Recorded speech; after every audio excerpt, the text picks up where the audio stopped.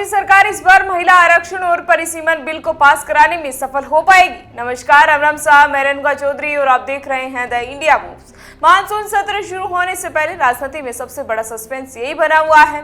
सरकार इन दोनों महत्वपूर्ण संविधान संशोधन विधेयकों को फिर से संसद में पेश करने की तैयारी कर रही है, लेकिन सबसे बड़ी चुनौती बहुमत के आंकड़े को हासिल करना है, क्योंकि संविधान संशोधन बिल को पास कराने के लिए लोकसभा में 2/3 बहुमत यानी 360 सांसदों का समर्थन जरूरी है। मौजूदा समय में एनडीए की स्थिति पहले से मजबूत हुई है, लेकिन वह अभी भी इस जादुई आंकड़े से काफी दूर है। यही वजह है कि अब बीजेपी की नजर उन दलों और सांसदों पर है जो इस पूरे नंबर गेम को बदल सकते हैं।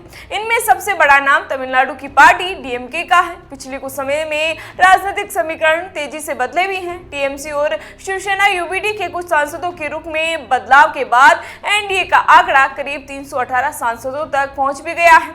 इसके बावजूद 2/3 बहुमत के लिए उसे 42 अतिरिक्त वोटों की जरूरत है। अगर पिछले सत्र में बिल का समर्थन करने वाली वाईएसआर कांग्रेस जैसे दलों का सहयोग मिलता है तो यह अंतर कम हो सकता है, लेकिन फिर भी सरकार को कई और सांसदों का समर्थन जुटाना होगा। इसी बीच एनसीपी शरद पवार गुट भी अहम भूमिका निभा सकती है। सुप्रिया सुले ने संकेत भी दिए हैं कि अगर सीटों के विस्तार और 50% आरक्षण सीमा जैसे मुद्दों पर चर्चा होती है तो उनकी पार्टी समर्थन पर विचार कर सकती है। अगर शरद पवार गुट के 8 सांसद सरकार के साथ आते हैं तो एनडीए की स्थिति और मजबूत होगी, लेकिन इसके बाद भी बहुमत का आंकड़ा पूरी तरह हासिल नहीं होगा।